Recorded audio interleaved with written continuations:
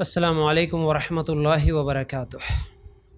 ان الحمد للہ نحمدہ ونستعینہ ونستغفرہ ونؤمن بہ ونتوکل علیہ ونعوذ باللہ من شرور انفسنا ومن سیئات اعمالنا من یہدہ اللہ فلا مضل لہ ومن یضلل فلا ہادی لہ واشہد ان لا الہ الا اللہ وحدہ لا شریک لہ واشہد ان محمدا عبدہ ورسولہ اما بعد فإن خیر الحدیث کتاب اللہ وخیر الہدی ہدی محمد صلی اللہ علیہ وسلم وشر الامور محدثاتها وکل محدثۃ بدعہ وکل بدعۃ ضلالہ وکل ضلالۃ فی النار۔ اللہم صلی علی محمد وعلی آل محمد کما صلیت علی ابراہیم وعلی آل ابراہیم انک حمید مجید۔ اللہم بارک علی محمد وعلی آل محمد کما بارکت علی ابراہیم وعلی آل ابراہیم انک حمید مجید۔ وقال اللہ تبارک و تعالی فی قرآن المجید یا ایہا الذین آمنوا اتقوا اللہ حق تقاتہ ولا تموتن الا وانتم مسلمون۔ رب اشرح لی صدری ویسر لی امری واحلل عقدۃ من لسانی یفقہوا قولی۔ ہر قسم کی تعریف، حمد و ثناء، کبریائی اور بڑائی اس اللہ رب العزت کے لیے ہیں جو تمام جہانوں کا پالنے والا رب ہے، اور اسی طرح اس کے آخری نبی محمد رسول اللہ صلی اللہ علیہ وسلم پر بے شمار درود و سلام ہو۔ حمد و ثناء کے بعد آج ہم لوگ جس عنوان کے تحت قرآن و سنت کی روشنی میں کچھ باتیں سننے والے ہیں وہ ہے قیامت کا بیان۔ دیکھیے، پچھلے 2 ہفتوں سے ہم اسی بیان کو آگے بڑھا رہے ہیں۔ قیامت کے تعلق سے ہم تفصیل سے سنتے آ رہے ہیں، قیامت کیسے شروع ہوگی وہاں سے بات ہم نے شروع کی، اور قیامت کے میدان میں کیا کیا ہوگا یہ تمام مرحلے ایک کے بعد ایک ہم سنتے آ رہے ہیں۔ تو اسی عنوان کو آج بھی آگے بڑھائیں گے، اور انشاءاللہ اللہ نے چاہا تو آج اس عنوان کو یہیں پر یعنی آج کے درس میں کمپلیٹ بھی کریں گے۔ تو قیامت کے بارے میں ہم تفصیل سے سن رہے ہیں۔ پچھلے ہفتے میں ہم لوگوں نے سنا تھا کہ قیامت کے دن کوئی کسی کا کام آنے والا نہیں ہے، اور ہر انسان کی اپنی نیکیاں ہی اس کو کام آنے والی ہے۔ کسی دوسرے کے گناہ اس کے اوپر نہیں ڈالے جائیں گے، اور نہ اس کی نیکیاں کسی اور کو دی جائیں گی۔ ہر انسان جو اس دنیا میں جو محنت کرتا ہے، جتنی نیکیاں کماتا ہے، وہی اس کو کام آنے والی ہے۔ پھر اس کے بعد دیکھیے، اللہ تعالیٰ قیامت کے دن بعض لوگوں کو صرف کلمہ شہادت کی وجہ سے بخش دے گا، اور ہم لوگوں نے یہ بھی سنا قیامت کے دن کہ صرف نیکیاں نماز روزہ ہی نہیں، بلکہ اگر نماز روزہ اور قرآن، عمرہ، حج، یہ تمام چیزیں کرتے ہوئے بھی اگر ہمارے اخلاق اچھے نہیں ہوں گے تب بھی اس کی نیکیاں اس کو کچھ کام آنے والی نہیں ہے۔ اس کے تعلق سے میں تفصیل سے پچھلے ہفتے آپ لوگوں کے سامنے حدیث رکھا۔ اب دیکھیے، اللہ کی مرضی ہے قیامت کے دن، ذرا آپ غور سے سننا، توجہ کے ساتھ سننا۔ قیامت کے دن کیونکہ اللہ ہی کی چلتی ہے، اور اب بھی اس دنیا میں بھی صرف اللہ ہی کی چلتی ہے، اللہ کے آگے کسی اور کی نہیں چلتی، تو اللہ کی مرضی ہے۔ اللہ جس کے ساتھ جیسا چاہے سوال کر لے، جس کو جیسے چاہے معاف کر دے، اللہ کی مرضی۔ لیکن اتنی بات تو یقینی ہے، ہم دلیل کے روشنی میں یہ بات بھی سنے ہیں کہ اللہ انصاف کرتا ہے، کسی کے اوپر ذرہ برابر بھی اللہ تعالیٰ ظلم نہیں کرتا، بال کے برابر بھی اللہ تعالیٰ کسی کے اوپر ظلم نہیں کرتا، اور اللہ تعالیٰ انصاف کرنے والا ہے قیامت کے دن۔ لیکن جب معافی کی بات آتی ہے یا کسی کے گناہ کا سوال جب کرنا ہوتا ہے، اللہ کی مرضی ہے، اللہ جسے چاہے معاف کر دے۔ اس کی کوئی ایک نیکی اللہ تعالیٰ کو پسند آ جائے، یعنی بندے کی کسی ایک چھوٹی نیکی بھی اگر اللہ کو پسند آ جائے، اللہ اس کو معاف کر دے، اور کسی بندے کا ایک گناہ بھی اللہ تعالیٰ اگر پکڑ لے، سوال کر لے، تو پھر وہ برباد ہو جائے۔ لیکن ہم یہ گارنٹی نہیں دے سکتے، ابھی سے ہم یہ سوچ کے نہیں بیٹھ سکتے کہ بھائی میرے پاس تو اتنی نیکیاں ہیں نا، کوئی ایک نیکی اللہ تعالیٰ کو میری نہیں پسند آتی، کیا اللہ تعالیٰ میرے کو جنت میں بھیج دیتا ہوں گا؟ ہم بے فکر بھی نہیں رہ سکتے، اور ہم یہ بھی ڈرتے ہوئے زندگی نہیں گزار سکتے کہ بھائی ہم اتنے گناہ کر لیے، شاید اللہ تعالیٰ ہم کو جہنم میں ہی بھیج دیتا ہوں گا۔ ہم اس طرح بھی ڈر کے نہیں۔ دیکھیے، ایک تو اللہ کے اوپر ہم لوگوں کو امید بھی ہونا، بھروسہ بھی ہونا، اچھا گمان بھی ہونا، دوسری طرف اللہ تعالیٰ کے تعلق سے ڈر بھی ہونا، یہ دونوں چیزوں کو ساتھ میں لے کے چلیں گے اور امید رکھیں گے تو انشاءاللہ اللہ تعالیٰ ہمارے گناہوں کو معاف کرے گا۔ دیکھیے، یہ تمام چیزیں میں اس لیے بتایا کیونکہ ایک حدیث سامنے ہے، ترمذی کی روایت ہے، کل قیامت کے دن ایک آدمی آئے گا، اللہ تعالیٰ اس کے پورے گناہوں کے 99 رجسٹر سامنے رکھ دے گا، پورے گناہ ہی گناہ، جہاں تک دیکھے گا اس کے پورے 99 پورے رجسٹر جو ہے اس کے بھرے ہوئے ہوں گے۔ لیکن اس کی ایک نیکی اللہ تعالیٰ کو اتنی پسند آ جائے گی. اور ایک حدیث میں ہے کہ اللہ تعالیٰ ایک طرف جب ترازو قائم کرے گا اس کے پورے 99 رجسٹر جو گناہوں سے بھرے ہوئے ہیں وہ سب ایک طرف رکھ دے گا. وہ بندہ تو ڈرتے ہوئے ہوگا اللہ میرا کیا ہوگا میں اتنا بڑا گناہگار, لیکن ایک طرف ایک پرزہ یعنی ایک کاغذ کا ٹکڑا ہوگا جس میں لا الہ الا اللہ لکھا ہوگا, کیونکہ اس نے لا الہ الا اللہ پڑھ رکھا ہوگا تو ایک طرف رکھ دے گا. تو لا الہ الا اللہ جو پڑھا تھا وہ بھاری ہو جائے گا, اس کے تمام گناہوں کو اللہ تعالیٰ معاف کر دے گا. اس کے تمام 99 رجسٹر گناہوں کے دکھانے کے بعد اللہ تعالیٰ کہے گا جا میرے بندے میں تجھے معاف کر دیا. کس کی وجہ سے؟ ایک نیکی کی وجہ سے. وہ کون سی نیکی؟ لا الہ الا اللہ. تو اسی لیے میں پہلے بتا دیا, کلیئر کر دیا کہ ہاں بھائی ہم بھی لا الہ الا اللہ پڑھیں نا, آپ کتنے بھی گناہ کرو اللہ تعالیٰ تو معاف کر دیں گا نا, یہ ہم گارنٹی نہیں دے سکتے. یہ بے فکر کی زندگی نہیں گزار سکتے. کیوں؟ اگر لا الہ الا اللہ پڑھ لینے سے جنت ہی مل جاتی, اللہ تعالیٰ تمام گناہ معاف کر دیتا ہر ایک کو, تو پھر ہمارے صحابہ کیوں نیکیاں کرتے, کیوں قربانیاں کرتے, اللہ کے رسول صلی اللہ علیہ وسلم اتنی محنت کیوں کرتے دین کی, اتنی لمبی نمازیں کیوں پڑھتے, اتنی محنت مشقت اٹھا کے نماز روزہ اور دعوت دین کا کام یہ تمام چیزیں کیوں کرتے, حالانکہ لا الہ الا اللہ وہ بھی پڑھ چکے تھے. تو اس لیے یہ غلط فہمی میں نہیں رہنا کہ میں بھی لا الہ الا اللہ پڑھ لیا اللہ مجھے بھی معاف کر دے گا. نہیں بھائی, ہماری گارنٹی نہیں ہے.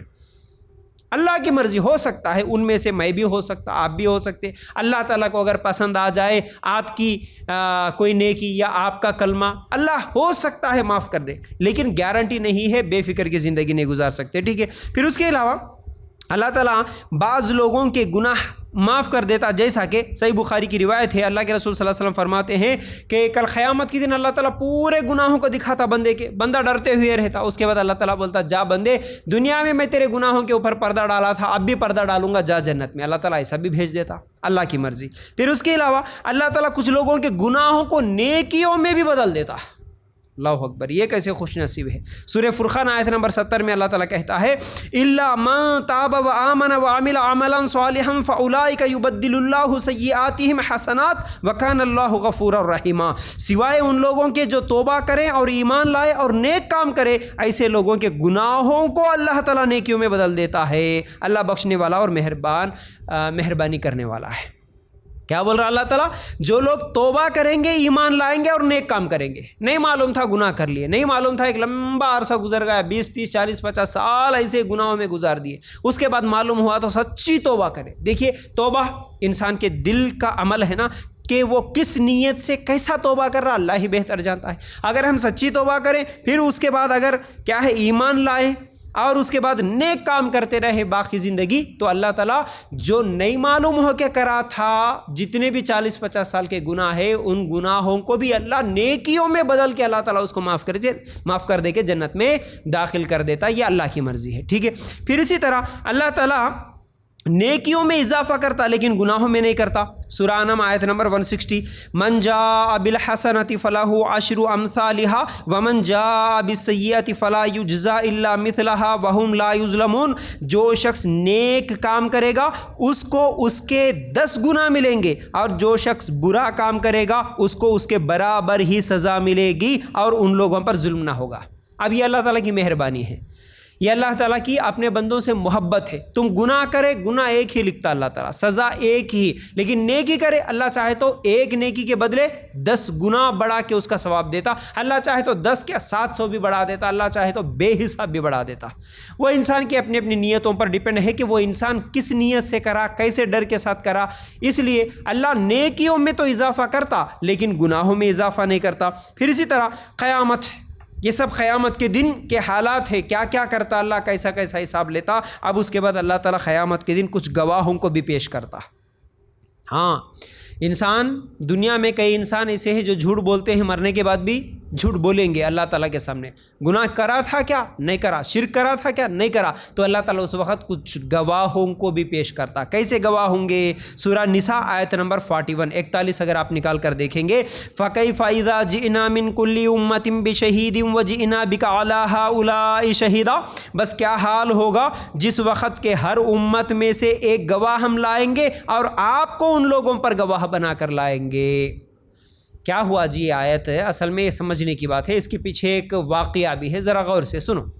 اصل میں یہ آیت میں کیا بول رہا اللہ تعالیٰ؟ ہر امت میں سے ایک گواہ کو اللہ تعالیٰ لائیں گا. وہ گواہ کون ہوں گے؟ ہر امت کے ایک گواہ نبی ہوں گے.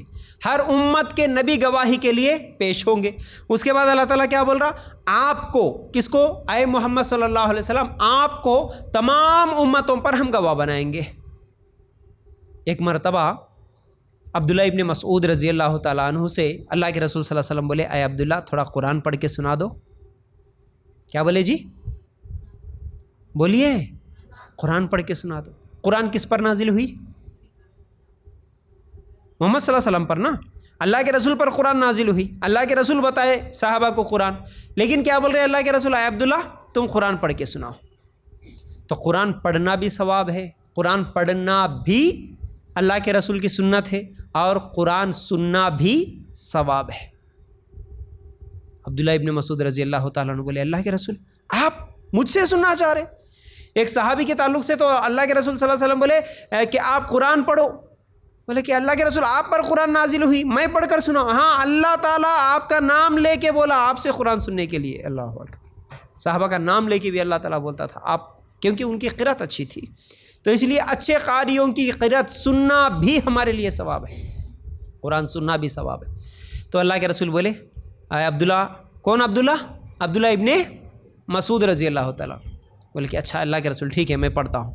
عبداللہ ابن مسعود رضی اللہ تعالیٰ عنہ قرآن پڑھنا شروع کرے. قرآن پڑھ رہے اور اللہ کے رسول صلی اللہ علیہ وسلم سنتے سنتے جب یہ آیت پر پہنچے، کون سی؟ سورہ نساء آیت نمبر 41 پر جب پہنچے، اللہ کے رسول صلی اللہ علیہ وسلم بولے، اے عبداللہ بس کرو.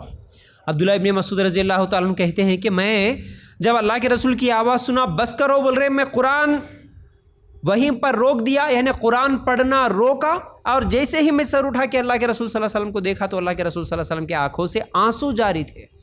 اللہ کے رسول رو رہے تھے. کیوں رو رہے تھے جی؟ یہی آیت سن کے رو رہے تھے. اس میں رونے کی کیا بات ہے جی؟ کیا سمجھ میں آئی رونے کی آپ کو جب میں یہ ترجمہ سنایا؟ اس میں کوئی ڈراؤنی بات ہے؟ اس میں کوئی رونے کی بات ہے؟ اللہ کے رسول کو اللہ تعالیٰ بول رہا کیا حال ہوگا جس وقت ہر امت میں سے ہم ایک گواہ لائیں گے اور آپ کو تمام لوگوں پر گواہ بنائیں گے. اس میں رونے کی کیا بات ہے؟ ہاں، اللہ کے رسول صلی اللہ علیہ وسلم جب یہ آیت سنے تو اللہ کے رسول پورے قیامت کے منظر کو یاد کرے. قیامت کا منظر اللہ کے رسول صلی اللہ علیہ وسلم کے دماغ میں تھا. اللہ کے رسول صلی اللہ علیہ وسلم سوچ رہے تھے کہ اے اللہ کل قیامت کا دن ہوگا، کیا حالت ہوتی ان تمام لوگوں کی جب لوگ چیخیں گے، چلائیں گے، پکاریں گے، اور اس وقت گواہی کے لیے اللہ تو ہر امت میں سے ایک نبی کو لائے گا اور ان تمام لوگوں پر مجھے تو اللہ گواہ بنا دے گا. کیا ہوتا ہوگا اس دن؟ یہ سوچ کے اللہ کے رسول صلی اللہ علیہ وسلم رو رہے تھے. اگر ہم بھی جب قرآن پڑھتے نا جی گھر میں ترجمے کے ساتھ، اب جیسے میں پہلے پڑھا ویسا اگر قرآن کا ترجمہ آپ پڑھتے ہوئے چلے گئے تو آپ کو سمجھ میں بھی نہیں آتا اور آپ کو وہ پڑھنے کا فیل بھی نہیں ہوتا، وہ پڑھنے کا مزہ بھی نہیں آتا. تو قرآن سمجھنا ہے تو ایسے سمجھنا جیسے اللہ کے رسول سمجھ رہے تھے. قرآن کی آیت پڑھے، پورے قیامت کے منظر کو سوچے، محسوس کرے، اور اللہ کے رسول کو ڈر لگا، رو رہے تھے. تو اس آیت سے کیا سمجھ میں آیا؟ کون گواہ بنیں گے سب سے پہلے؟ بولیے نا جی. ہر امت کے نبی گواہ بنیں گے اور تمام لوگوں پر آپ صلی اللہ علیہ وسلم بھی گواہ بنیں گے. پھر اس کے بعد سورہ اگر ہم نکال کر دیکھیں گے، یہ تو سورہ نساء آیت نمبر 41 ہو گیا. اس کے بعد اللہ کے رسول صلی اللہ علیہ وسلم فرماتے ہیں قیامت کے دن ایک نبی آئے گا، اس کے ساتھ صرف ایک آدمی ہوگا، اس کے ساتھ صرف ایک آدمی. دیکھو اللہ کہ کچھ رسول ایسے بھی گزرے جو دعوت دیتے رہے، زندگی بھر دعوتی دین کا کام کرے، لیکن ایمان لانے والے صرف ایک. کچھ نبیوں کے پاس تو ایمان لانے والے وہ بھی نہیں تھے. تو اللہ کے رسول صلی اللہ علیہ وسلم فرماتے ہیں کہ کچھ انبیاء کے ساتھ، کچھ نبیوں کے ساتھ صرف ایک آدمی ہوگا، کسی کے پاس 2 ہوں گے، کسی کے پاس 2 یا 2 سے زیادہ ہوں گے. بس اتنے ہی لوگ، 2 3 4 لوگ بھی آئیں گے، نبیوں کے ساتھ آئیں گے. پھر اس کی قوم کو بلا کے پوچھا جائے گا، کس کے؟ وہ نبی کی جو قوم تھی، وہ نبی جس قوم پہ دعوت دین کا کام کرے، اس قوم کو بلا کے پوچھا جائے گا کیا اس نبی نے تم تک دین پہنچایا تھا؟ قوم بولے گی نہیں، ہمارے تک کوئی آئے نہیں، اور یہ جو نبی کے بارے میں بول رہے یہ ہم کو کچھ بتائے بھی نہیں. نبی کریم صلی اللہ، تو اس وقت وہ نبی جو قوم کے ساتھ آئے تھے، جو قوم جھوٹ بول رہی ہے کہ ہم تک یہ نبی کوئی بھی دین کی بات نہیں پہنچائے، تو اللہ تعالیٰ اس نبی سے پوچھے گا، اے نبی کیا تم اس قوم کو دین پہنچائے کہ نہیں پہنچائے، اسلام بتائے کہ نہیں بتائے؟ تو وہ نبی کہیں گے کہ ہاں میں تو پہنچایا۔ وہ نبی بولیں گے میں تو پہنچایا، تو اس وقت اللہ تعالیٰ سوال کرے گا گواہ کون ہے پھر تمہارے لیے؟ تم بول رہے میں دین پہنچایا اور قوم بول رہی کہ نہیں پہنچائے، تو تمہارے لیے گواہ کون ہے؟ تو اس وقت وہ کہیں گے محمد صلی اللہ علیہ وسلم اور ان کی امت گواہ ہے کہ میں میری قوم کو دین پہنچایا تھا۔ وہ نبی بولیں گے، پتہ نہیں وہ نبی کون ہوں گے، ایسے نبی بھی آئیں گے۔ بات سمجھ میں آ رہی میری؟ تو اس وقت اللہ تعالیٰ جب یہ سوال کریں گا کہ تمہارے لیے گواہ کون ہے، تو قوم بولیں گی محمد اور ان کی امت، تو تمہیں اس بات کا کیسے علم ہوا؟ جب اللہ تعالیٰ کیا کہیں گا، ٹھیک ہے تم بول رہے نا کہ تمہارے گواہ محمد صلی اللہ علیہ وسلم ہے اور ان کی امت ہے، اب ہماری یعنی اللہ کے رسول صلی اللہ علیہ وسلم کی جو امت ہے، اس امت کو اللہ تعالیٰ بلائے گا اور پوچھے گا کہ یہ تو بول رہے کہ تم گواہ ہے، تمہارے کو کیسے معلوم کہ پہلی جو امت تھی یہ نبی تھے اور یہ ان کو اسلام پہنچائے، حق بات پہنچائے، تم کو کیسے معلوم؟ جب اللہ تعالیٰ ہم سے پوچھے گا، کیونکہ ہم امت محمد صلی اللہ علیہ وسلم ہیں، تو اس وقت ہم یعنی محمد صلی اللہ علیہ وسلم کی امت یہ کہے گی کہ ہمارے پاس ہمارے نبی آئے، کون؟ محمد صلی اللہ علیہ وسلم آئے، اور انہوں نے بتایا کہ اللہ تعالیٰ کے تمام پیغمبروں نے دین پہنچا دیا ہر امت تک۔ یہ ہم گواہی دیں گے، کیونکہ یہ گواہی قرآن میں بھی ہے، اور اللہ کے رسول صلی اللہ علیہ وسلم نے کہا کہ جتنے بھی انبیاء آئے تھے وہ سب اپنی اپنی امتوں کو دین پہنچا دیے۔ سلسلۃ الصحیحہ میں یہ روایت موجود ہے۔ تو اس سے بھی کیا معلوم ہوا؟ ہر امت میں نبی گواہ بنیں گے اور تمام امتوں کے لیے ہمارے نبی بھی گواہ بنیں گے۔ پھر اس کے علاوہ کچھ گواہ ایسے ہوں گے جو انسان کے اعضاء ہوں گے، انسان کے جو جسم کے حصے ہوں گے وہ بھی گواہی دیں گے۔ کیسے جی؟ سورہ یاسین آیت نمبر 65 اگر نکال کر دیکھیں گے، الیوم نختم علی افواہہم وتکلمنا ایدیہم وتشہد ارجلہم بما کانوا یکسبون، ہم آج کے دن ان کے منہ پر مہر لگا دیں گے اور ان کے ہاتھ ہم سے بات کریں گے اور ان کے پاؤں گواہیاں دیں گے ان کے کاموں کی جو وہ کرتے تھے۔ گواہی پہلے تو انبیاء کی، پھر اس کے بعد اپنے ہی جسم کے اعضاء۔ اللہ تعالیٰ بول رہا ہے کہ منہ پر مہر، جھوٹ بات بول رہے ہیں نا، وہاں پر پوری امت جھوٹ بول رہی ہے، ہم تک کوئی نبی آیا نہیں، ہم کو کوئی معلوم ہی نہیں، اللہ کون ہے نہیں معلوم، رسول کون ہے نہیں معلوم، نیکی نہیں معلوم، گناہ نہیں معلوم، ہم سنے چنے جی۔ آج بھی بولیں گے جتنے بھی لوگ ہیں یہ جھوٹے لوگ، اتنے تقریریں سنتے ہیں، اتنے بیانات سنتے ہیں، ایسے جھوٹے لوگ قیامت کے دن بھی ہو سکتا ہے بولیں گے اللہ کے سامنے اللہ ہمارے کو کوئی بھی نہیں سنایا، ہمارے تک کوئی آیا نہیں، ہم کو معلوم ہی نہیں تھا بولیں گے۔ اب اللہ تعالیٰ کیا بول رہا سورہ یاسین میں؟ منہ پہ مہر لگا دیں گا اللہ تعالیٰ، ان کے ہاتھ گواہی دیں گے، ان کے پیر گواہی دیں گے کیا کیا کام کرے تھے۔ پھر اس کے بعد اگر ہم نکال کر دیکھیں گے سورہ نور آیت نمبر 24 اور 25، یوم تشہد علیہم السنتہم وایدیہم وارجلہم بما کانوا یعملون یومئذ یوفیہم اللہ دینہم الحق ویعلمون ان اللہ هو الحق المبین، جبکہ ان کے مقابلے میں ان کی زبانیں، ان کے ہاتھ پاؤں، ان کے اعمال کی گواہی دیں گے۔ اس دن اللہ تعالیٰ انہیں پورا بدلہ حق و انصاف کے ساتھ دیں گا۔ زبان بھی گواہی دے گی، ہاتھ بھی گواہی دیں گے، پیر بھی گواہی دیں گے۔ اسی طرح سورہ حامیم سجدہ آیت نمبر 19 سے لے کر 23 تک آپ پڑھیں گے، حتی اذا ما جاؤوها شہد علیہم سمعہم وابصارہم وجلودہم بما کانوا یعملون، یہاں تک کہ جب بالکل جہنم کے پاس آ جائیں گے ان پر ان کے کان، ان کی آنکھیں اور ان کے کھال ان کے اعمال کی گواہی دیں گے۔ دیکھیے کتنے گواہ اللہ تعالیٰ بول رہا، ہاتھ گواہی دیں گے، پیر گواہی دیں گے، زبان گواہی دے گی، ان کی آنکھیں گواہی دیں گی، ان کے کان گواہی دیں گے، ان کے جسم کی یہ چمڑی گواہی دیں گی کل قیامت کے دن۔ تو ہمارے اعمال بھی کیسے ہیں؟ اگر ہم جھوٹ بولیں گے تو ہمارے جسم کے حصے گواہی دیں گے۔ اس چیز کو اچھی طرح یاد رکھ لینا۔ پھر اس کے علاوہ گواہی مؤذن کی آواز سننے والے جتنے لوگ ہیں وہ سب گواہی دیں گے۔ اللہ کے رسول صلی اللہ علیہ وسلم فرماتے ہیں کہ مؤذن کی آواز جس جن اور انسان اور جو چیز بھی سنتی ہے قیامت کے دن مؤذن کی حق میں گواہی دے گی۔ صحیح بخاری کی روایت۔ قیامت کے دن جنات بھی گواہی دیں گے، انسان بھی گواہی دیں گے، اور جتنے لوگ مؤذن کی آواز اللہ اکبر کی جو اذان سنتے ہیں نا، جو بھی سنیں گے وہ سب گواہی دیں گے، چرند پرند سب، فرشتے بھی گواہی دیں گے۔ کیسے؟ سورہ قاف آیت نمبر 21 میں اللہ تعالیٰ کہتا ہے وَجَاءَتْ كُلُّ نَفْسٍ مَّعَهَا سَائِقٌ وَشَهِيدٌ، اور ہر شخص اس طرح آئے گا کہ اس کے ساتھ ایک لانے والا ہوگا اور ایک گواہ دینے والا۔ قیامت کے دن ہمارے ساتھ جو فرشتے ہیں نا، یہ فرشتے بھی کل قیامت کے دن گواہی دیں گے، ایک لانے والا اور ایک گواہی دینے والا۔ کا مطلب کیا ہے؟ لانے والا ایک فرشتہ لائے گا ہم کو، گواہی دینے والا ایک فرشتہ ہوگا، وہ بھی گواہی دے گا۔ پھر اسی طرح زمین بھی گواہی دے گی۔ دلیل کہاں ہے؟ کئی مرتبہ سنایا میں آپ کو، زمین کی گواہی کی دلیل کہاں ہے قرآن میں؟ سورہ زلزال میں ہے۔ ہاں، اذا زلزلت الارض زلزالها پڑھتے نا، واخرجت الارض اثقالها وقال الانسان ما لها يومئذ تحدث اخبارها، اخبار بیان کرے گی زمین۔ زمین کے کس حصے میں، کہاں پر، کون سے گھر میں، کون سے جنگل میں، کون سے درخت کے نیچے، کون سے اندھیرے میں، کون سے اجالے میں، کہیں پر بھی گناہ کرے ہوں گے لیکن زمین پر ہی کرے نا، کس سے بھی چھپ کے کرے ہوں گے لیکن زمین پر ہی کرے نا، وہ زمین کا وہ حصہ، وہ ٹکڑا کل قیامت کے دن گواہی دے گا، اللہ فلاں جگہ، فلاں دن، فلاں گاؤں، فلاں بستی میں اس نے یہ گناہ کیا تھا، زمین کا وہ حصہ گواہی دے گا۔ تو بہرحال یہ قیامت کے دن کے گواہ ہیں۔ کون کون جی؟ کیا سنے بولو؟ فرشتے گواہی دیں گے، اور انبیاء گواہی دیں گے، اور محمد صلی اللہ علیہ وسلم گواہی دیں گے، اور جسم کے اعضاء، جسم کے ہمارے حصے گواہی دیں گے، اور زمین بھی گواہی دے گی۔ یہ سب کل قیامت کے دن کے گواہ ہوں گے۔ پھر اس کے بعد اللہ کے رسول صلی اللہ علیہ وسلم فرماتے ہیں، صحیح بخاری کی روایت ہے، تم میں سے ہر فرد سے اللہ اس طرح کلام کرے گا کہ اللہ اور بندے کے درمیان کوئی ترجمہ کرنے والا نہیں ہوگا۔ اللہ اکبر۔ کیسے ہوگا قیامت کے دن سوال جواب؟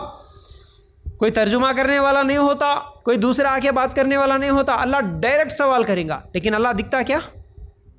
قیامت کے دن اللہ تعالیٰ کسی کو نہیں دکھتا۔ دکھیں گا کب؟ جنت میں۔ تو اللہ تعالیٰ ڈائریکٹ سوال کریں گا، اے میرے بندے، اے میری بندی، تو یہ گناہ کری تھی، تو یہ گناہ کیا تھا۔ اللہ تعالیٰ کا ڈائریکٹ سوال ہوگا، بندے کا ڈائریکٹ جواب ہوگا۔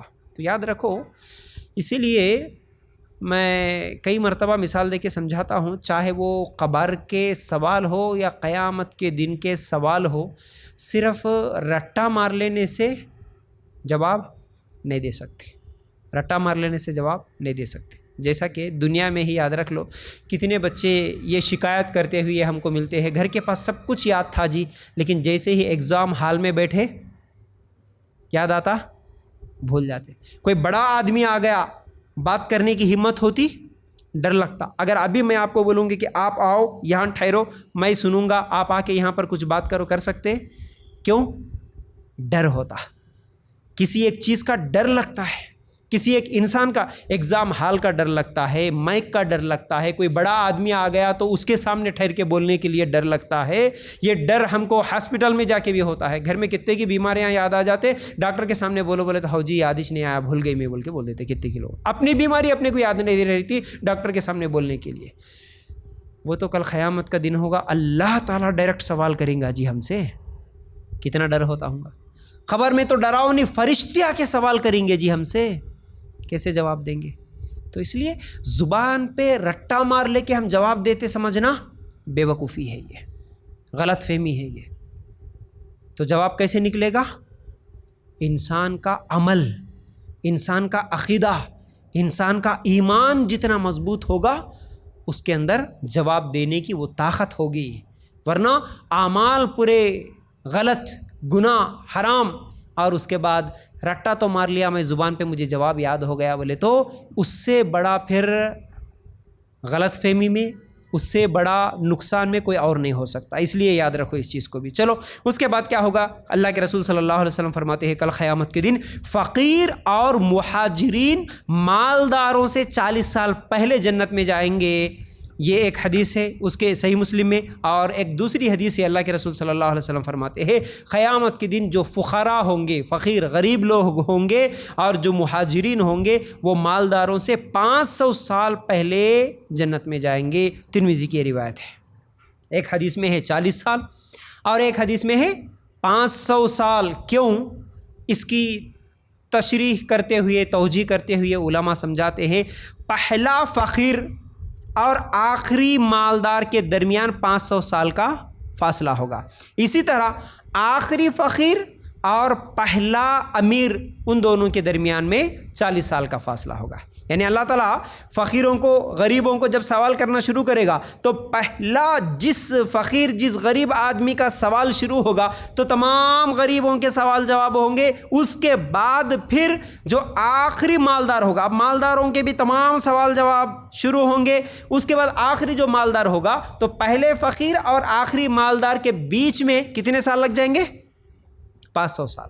اسی طرح اب تمام فقیروں کے، غریبوں کے سوال جواب ختم ہو گئے. آخری جو فقیر ہوگا اس کا اور جو پہلا مالدار ہوگا اس کے سوال جواب کے درمیان کا عرصہ کتنا ہوگا؟ 40 سال کا ہوگا. اب دنیا میں ہی لے لو بھائی، اگر ایک آدمی ہر مہینہ 10,000 کماتا ہے، اس سے جا کے سوال کرو کہ بھائی 10,000 کہاں خرچ کرے، جواب دینا آسان ہوگا. 1,000 روپے کرنٹ بل آ گیا، 4,000 گھر کو کیا ہے کرائے کو لگا دیا، 1,000 روپے بچے کی فیس میں لگا دیا، اور 2-4 ہزار جو بچے تھے 2-3 ہزار اس میں گھر کا راشن وغیرہ چلتا. آسانی سے بتا دی. اگر ایک آدمی 1 لاکھ روپے ہر مہینہ کماتا ہو، 10,000 کمانے والا آسانی کے ساتھ خرچ بتائے گا یا 1 لاکھ روپے والا؟ بولیے نا. جس کا جتنا زیادہ انکم ہوگا اس کے لیے خرچ کا حساب بتانا اتنا ہی زیادہ مشکل ہوگا.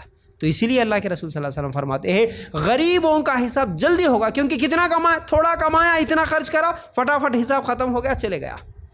امیروں کے لیے مشکل ہوگا، جتنا زیادہ کمائے جتنا زیادہ خرچ کرے، وہ تمام حساب دے کے جنت میں جانا. اس لیے 500 سال لگیں گے. غریب 500 سال پہلے جنت میں جائیں گے امیروں سے. پھر اس کے بعد اللہ کے رسول صلی اللہ علیہ وسلم فرماتے ہیں دیکھیے حساب جو ہوگا وہ کیسے ہوگا. اگر ہم لوگ کس کس چیز کا حساب ہوگا یہ دیکھیں گے. قرآن میں اللہ تعالیٰ کہتا ہے کفر اور شرک کے بارے میں اللہ تعالیٰ حساب لے گا. سورہ شعراء آیت نمبر 92-93 کیسے؟ وَقِيلَ لَهُمْ أَيْنَمَا كُنْتُمْ تَعْبُدُونَ، اور ان سے پوچھا جائے گا کہ جن کی تم پوجا کرتے رہیں وہ کہاں ہیں، جو اللہ تعالیٰ کے سوا تھے، وہ کہاں ہیں جی تم جن کی پوجا کرتے تھے. کفر کے بارے میں اور شرک کے بارے میں، تم اللہ کو چھوڑ کے کس کس جگہ پر کن کن لوگوں کی تم پوجا کرتے تھے، کہاں ہے وہ؟ سب سے پہلے کفر کے بارے میں، شرک کے بارے میں اللہ تعالیٰ سوال کرے گا. پھر اس کے بعد دنیا میں کیے ہوئے اعمال کا اللہ تعالیٰ سوال کرے گا. کیسے؟ سورہ ہجر آیت نمبر اگر 92-93 نکال کر دیکھیں گے تو اللہ تعالیٰ کہتا ہے فَوَرَبِّكَ لَنَسْأَلَنَّهُمْ أَجْمَعِينَ، قسم ہے تیرے پالنے والے کی ہم ان سب سے ضرور سوال کریں گے، باز پرس کریں گے، عَمَّا كَانُوا يَعْمَلُونَ، ہر اس چیز کی جو وہ کرتے تھے. پہلے کفر اور شرک کا سوال ہوا، اس کے بعد ہر وہ چیز جو تم دنیا میں کرتے تھے، ہر عمل کا اللہ تعالیٰ سوال کرنے والا ہے. اور اس کے علاوہ ترمذی میں حدیث ہے جو ہمیشہ سنتے ہیں، قیامت کے دن 5 سوال ہونے والے. کون کون سے؟ پہلا سوال زندگی کہاں گزارا، دوسرا جوانی کہاں گزارا، تیسرا مال کہاں سے خرچ کیا، چوتھا مال کہاں سے کمایا اور مال کہاں خرچ کیا، پانچواں اپنے علم کے مطابق عمل کتنا کیا. یہ 5 سوال تو ہونے ہی ہونا ہے. پھر اس کے علاوہ اللہ تعالیٰ اللہ کی عطا کردہ نعمتوں کے بارے میں بھی سوال کرے گا. نعمتیں کیا کیا نعمتیں ہیں اللہ تعالیٰ کی اور کیسے کیسے سوال ہوگا. اللہ اکبر. دیکھیے مال نعمت ہے، دولت نعمت ہے، امن نعمت ہے، سکون چین نعمت ہے، صحت نعمت ہے. اگر اس طرح دیکھیں گے تو جتنی نعمت ہے، ہمارا جسم کے حصے، ہمارے اعضاء، کیا کیا نعمت ہے. اولاد اللہ کی نعمت ہے، شوہر اللہ کی نعمت، بیوی اللہ کی نعمت، ہر چیز، گاڑی اللہ کی نعمت، گھر اللہ کی نعمت، تمام نعمتوں کے بارے میں اللہ تعالیٰ سوال کرے گا. ایک دن یہ حدیث بھی ہے جیسا کہ صحیح مسلم میں اللہ کے رسول صلی اللہ علیہ وسلم ایک دن گھر سے باہر نکلے بھوک کی وجہ سے، گھر میں کھانے کے لیے نہیں تھا. راستے میں جا رہے تھے، اچانک ابو بکر صدیق رضی اللہ تعالیٰ عنہ راستے میں نظر آئے. ابو بکر کدھر کیسے نکلنا ہو؟ اللہ کے رسول بھوک نے باہر نکالا، گھر میں کھانے کے لیے کچھ نہیں. چلیے دونوں مل کے آگے چلتے ہیں. راستے میں عمر رضی اللہ تعالیٰ عنہ ملے. اے عمر کیسے نکلنا ہوا؟ اللہ کے رسول بھوک کی وجہ سے نکلا، گھر میں کھانے کے لیے کچھ بھی نہیں ہے. تینوں نکلے. راستے میں ایک صحابی ملے اور سلام دعا ہوئی، پوچھے کیا ہوا. پہچان گئے ان تینوں کو ان کے چہرے سے کہ بھوک کی وجہ سے گھر سے باہر نکلے. بولے کہ چلو اللہ کے رسول میرے گھر میں دعوت ہے. اور جیسے ہی گھر میں گئے کھجور لے کے آ کے سامنے رکھ دیے اور جو بھی بکری وغیرہ کچھ تو بھی تھا اس کو ذبح کر دیے. سالن کی تیاری کر رہے تھے.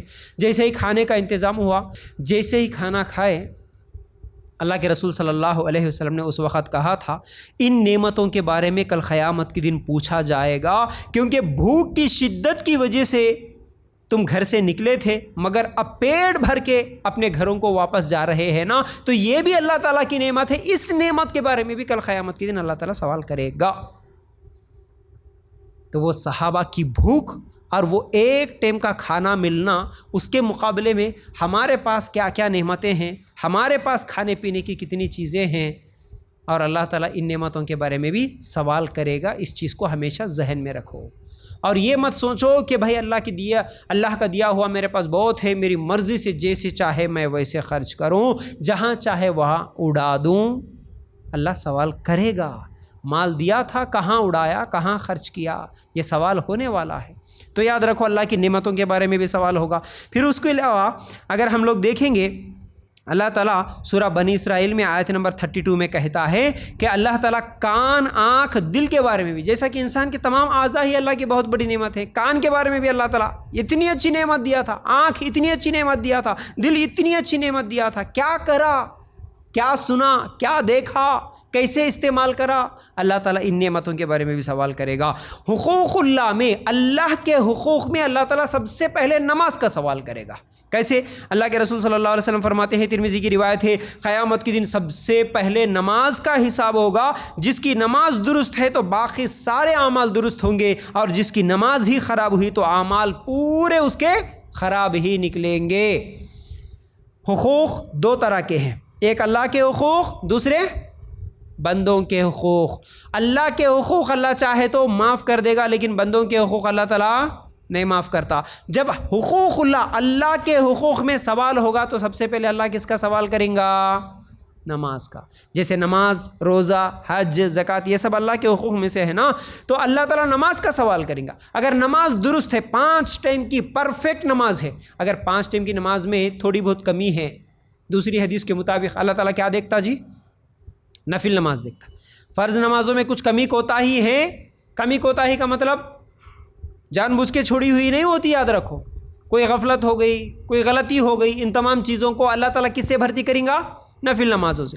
اگر نماز پرفیکٹ نکلی تو باقی تمام اعمال بھی پرفیکٹ نکل جائیں گے، لیکن اگر نماز درست نہیں ہے تو باقی تمام اعمال بڑے خطرناک ہوں گے پھر حساب دینا اس کے لیے۔ اس لیے نماز پرفیکٹ بنانا ہے ہم کو، 5 ٹائم کی نماز۔ اس کے بعد حقوق العباد ہے، جیسا کہ حقوق اللہ ہے، اب حقوق العباد، بندوں کے حقوق، اس میں اللہ تعالیٰ سب سے پہلے سوال کریں گا قتل کا۔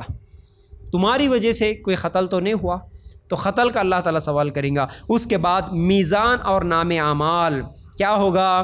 سورہ انبیاء آیت نمبر 47 اللہ تعالیٰ کہتا ہے وَنَضَعُ الْمَوَازِينَ الْقِسْطَ لِيَوْمِ الْقِيَامَةِ فَلَا تُظْلَمُ نَفْسٌ شَيْئًا وَإِن كَانَ مِثْقَالَ حَبَّةٍ مِّنْ خَرْدَلٍ أَتَيْنَا بِهَا وَكَفَىٰ بِنَا حَاسِبِينَ۔ قیامت کے دن ہم درمیان میں لا رکھیں گے ٹھیک ٹھیک تولنے والی ترازو کو، اور اس دن پھر کسی پر کچھ بھی ظلم نہ کیا جائے گا، اور ایک رائے کے دانے کے برابر بھی عمل ہوگا تو اسے لا حاضر کریں گے، اور ہم کافی ہے حساب کرنے والے۔ اللہ تعالیٰ اب کیا کریں گا؟ ترازو لا کے رکھ دیں گا۔ اب وہ ترازو میں ہمارے نام اعمال کا حساب ہوگا۔ اب وہ ترازو کے تعلق سے ہم کئی حدیثوں میں سنتے ہیں، ترازو کیسے؟ ترازو بھرنے کے لیے بڑے آسان اعمال بھی اللہ تعالیٰ بتا دیا، جیسے کہ اللہ کے رسول صلی اللہ علیہ وسلم فرماتے ہیں 2 کلمے ایسے ہیں جو زبان پر ہلکے ہیں، میزان میں بھاری ہے۔ میزان کیا ہے جی؟ ترازو۔ ترازو میں بھاری لیکن زبان پہ ہلکے، کون سے کلمے ہیں وہ؟ اور اللہ تعالیٰ کو بہت محبوب بھی ہے وہ، سبحان اللہ و بحمدہ سبحان اللہ العظیم، ہلکے ہیں۔ 2 سیکنڈ 3 سیکنڈز میں ہم ان کلمات کو مکمل پڑھ سکتے ہیں، لیکن جب وہ ترازو ہوگا کل قیامت کے دن اس پہ بھاری ہوں گے یہ کلمے، تو کیا کرنا؟ کلموں کو لے کے کیا کرنا؟ گھر میں لٹکا کے رکھ دینا؟ ہاں، مرتے وقت جیب میں رکھ لے کے چلے جانا؟ کیا کرنا؟ پڑھنا۔ قیامت کے دن وزنی ہوں گے، اس لیے کئی مردوں کو دفناتے ہوئے لوگ بڑی بڑی چیزیں رکھ دیتے ہیں جیبوں میں، کہ بس دروازوں پہ لٹکا کے رکھ لیتے ہیں، گھروں میں دکانوں میں لٹکا کے رکھ لیتے ہیں۔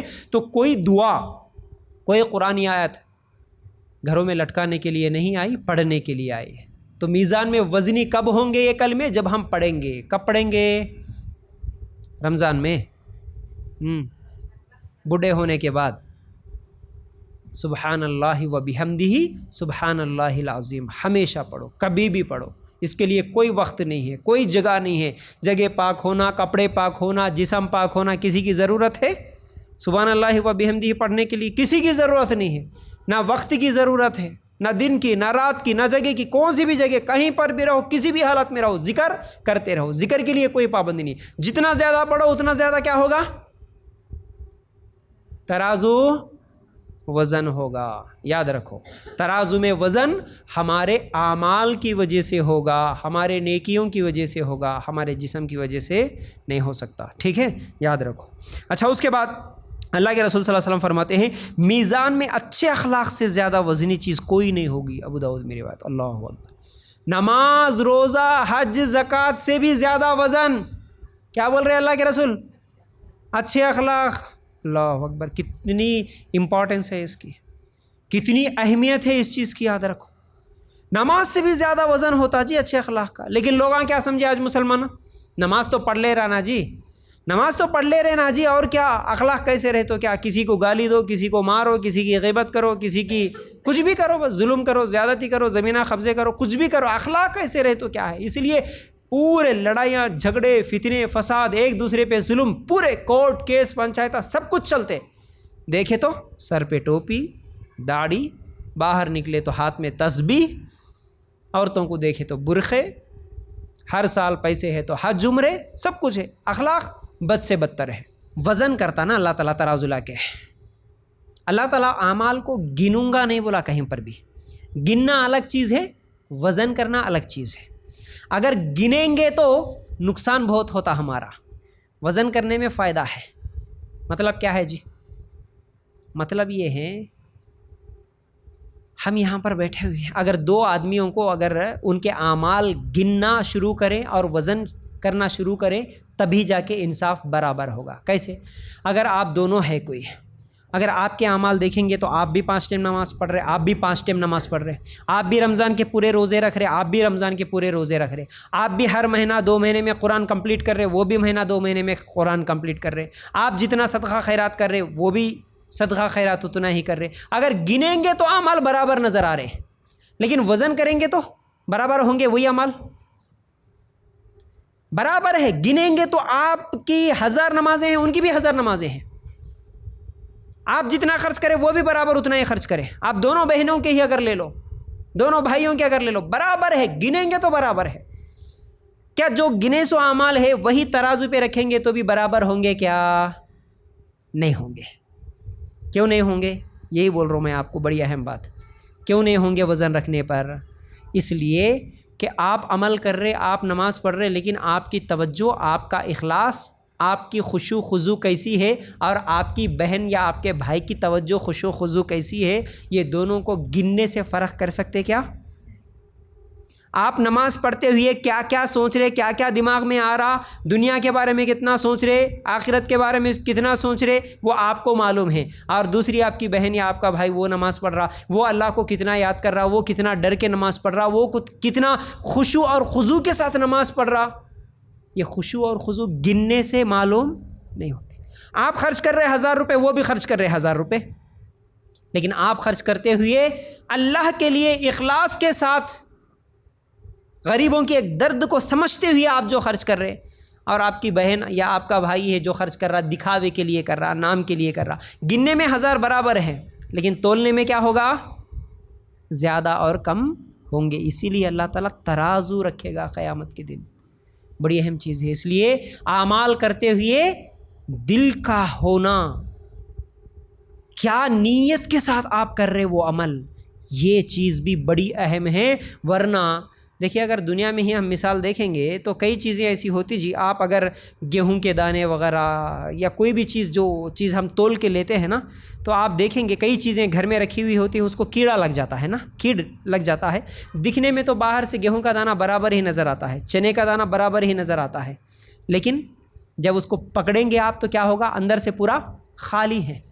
آپ وزن کریں گے تو جس کا کیڑ لگ چکا ہے اور جس کے اندر کیڑے نہیں لگ چکے، وزن میں فرق ہوگا کہ نہیں ہوگا؟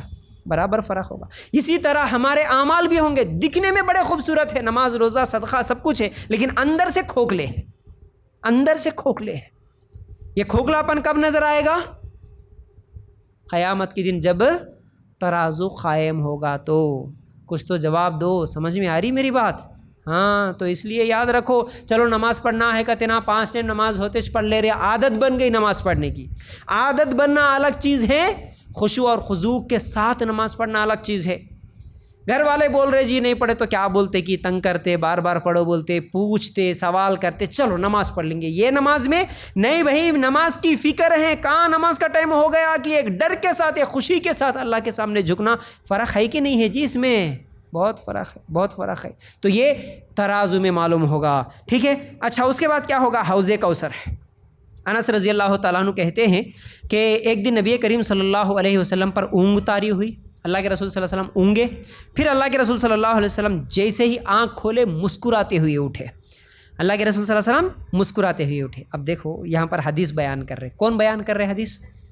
انس رضی اللہ تعالیٰ۔ دیکھو ہمارا دین، آپ رک کے سوچیں گے نا کیا کیا چیزیں ہم لوگوں کو معلوم ہوتی ہے، آپ حیران ہو جائیں گے، پریشان ہو جائیں گے۔ بس سوچنے سمجھنے کی ضرورت ہے۔ یہ حدیث سے ہم کو کیا معلوم ہے؟ ایک بات یاد آئی مجھے، وہ آپ کو سمجھانا چاہ رہا ہوں۔ وہ کیا ہے؟ ہمارے نبی صلی اللہ علیہ وسلم کی زندگی جیسے لکھی گئی، ویسے اس دنیا میں پوری کائنات میں کسی اور کی زندگی ویسی لکھی نہیں کی۔ آپ کسی بھی مذہب کے ماننے والے بڑے سے بڑے آدمی کے بارے میں ان کے ماننے والوں سے پوچھو کہ آپ جس کو پوجتے ہیں، جس کو مانتے ہیں، جس کو بڑا سمجھتے ہیں، اس کی زندگی بتاؤ جی کیسے کیسے گزری۔ کوئی نہیں بتا سکتا پرفیکٹ، لیکن ایک اللہ کے رسول صلی اللہ علیہ وسلم ہے، ان کی زندگی 24 گھنٹے لکھی گئی۔ دن میں کیا کر رہے، رات میں کیا کر رہے، کہاں جا رہے آ رہے کیا کر رہے نہیں۔ اللہ کے رسول صلی اللہ علیہ وسلم کی مسکراہٹوں کو بھی لکھے صحابہ۔ اللہ کے رسول اونگے تھے وہ بھی لکھے، اونگ کے جب آنکھ کھولے تو کیسا کھولے وہ بھی لکھے، مسکرائے تو کیسا مسکرائے وہ بھی لکھے۔ ایسا لکھی گئی اللہ کے رسول صلی اللہ علیہ وسلم کی پوری زندگی، پوری سیرت ایسی لکھی گئی۔ یہ صرف اور صرف ہمارے نبی محمد صلی اللہ علیہ وسلم کی شان ہے، اس کے علاوہ دنیا میں کسی کی نہیں ہے، یاد رکھو۔ اور ہمارا اسلام ہی ایسا محفوظ ہے، اس کے علاوہ کوئی دین ایسا محفوظ نہیں ہے، یاد رکھو۔ یہ ہماری خوش نصیبی ہے، اس سے بڑھ کر نعمت اللہ کی کیا ہو سکتی ہے؟ ایسے دین کو، ایسے نبی کی امت بنا کر ہم کو جو پیدا کیا، ایسے دین کو اللہ تعالی ہم کو دیا بغیر کسی محنت کے، تو کتنی بڑی نعمت ہے جو ہمارے پاس ہے۔ تو انس رضی اللہ تعالیٰ عنہ کہتے ہیں اللہ کے رسول جب آنکھ کھولے تو مسکرا اٹھے اور کہنے لگے ابھی ایک سورت نازل ہوئی مجھ پر، وہ کون سی؟ انا اعطینا کل کوثر، اس میں کوثر کا ذکر آیا۔ اس کے بعد اللہ کے رسول صلی اللہ علیہ وسلم کہتے ہیں کہ یہ کوثر کیا ہے اے صحابہ، تمہیں معلوم ہے؟ صحابہ بولے اللہ کے رسول ہم کو تو نہیں معلوم ہے، بتا دیجئے۔ تو بولے یہ ایک نہر ہے جس کا اللہ تعالیٰ نے مجھے وعدہ کیا۔ جو کوثر ہے وہ ایک نہر ہے، اس نہر کا اللہ تعالیٰ مجھ سے وعدہ کیا جس میں خیر کثیر ہے۔ در حقیقت یہ ایک حوض ہے جس پر میری امت قیامت کے دن آئے گی، اس کے برتنوں کی تعداد آسمانوں کے ستاروں جتنی ہوگی۔ صحیح مسلم میں روایت۔ آسمان میں جتنے ستارے ہیں ویسے برتن ہوں گے، ویسے پیالے ہوں گے پلانے کے لیے، اور قیامت کے دن اس حوض پر میری امت آئے گی، بولے اللہ کے رسول صلی اللہ علیہ وسلم۔ صحیح مسلم میں حدیث ہے۔ پھر اس کے بعد ایک اور حدیث، اللہ کے رسول صلی اللہ علیہ وسلم فرماتے ہیں کوثر جنت کی ایک ایسی نہر ہے جس کے کنارے سونے سے بنے ہوئے ہیں، اور اس میں پانی موتیوں پر چلتا ہے جو کہ دودھ سے زیادہ سفید اور شہد سے بھی زیادہ میٹھا ہوگا۔ ترمذی میں روایت۔ جنت سے نکلتی ہے نہر، کون سی نہر جی؟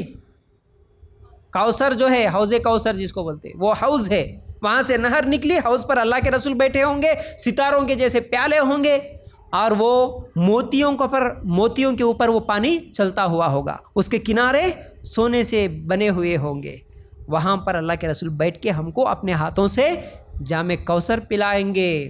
پھر اس کے بعد اللہ کے رسول صلی اللہ علیہ وسلم ایک اور حدیث میں فرماتے ہیں کہ اس حوض کوثر میں ایسے پرندے ہوں گے، کیونکہ وہ حوض ہے، ایک ندی ہے، تو اس حوض میں، اس کوثر میں کچھ ایسے پرندے ہوں گے کہ جن کے گردن اونٹوں کی طرح ہوں گے۔ کیسے پرندے ہوں گے؟ ہم بھی دیکھتے ہیں نا، کبھی کبھی کوئی بڑے بڑے پرندے دیکھتے ہیں تو کیسا لگتا ہے، دل کو سکون لگتا ہے۔ کبھی سمندر کے کنارے کبھی چلے جاؤ، یا کبھی کسی زو میں چلے جاؤ، وہاں پر اگر بڑی گردن، اونچی گردن والے پرندے نظر آئے تو ہم کو اچھا لگتا ہے۔ تو اسی طرح اللہ کے رسول صلی اللہ علیہ وسلم بیان کر رہے کہ اونٹوں کی گردنوں کی طرح بڑے بڑے گردن ہوں گے، ایسے پرندے اس حوض میں ہوں گے۔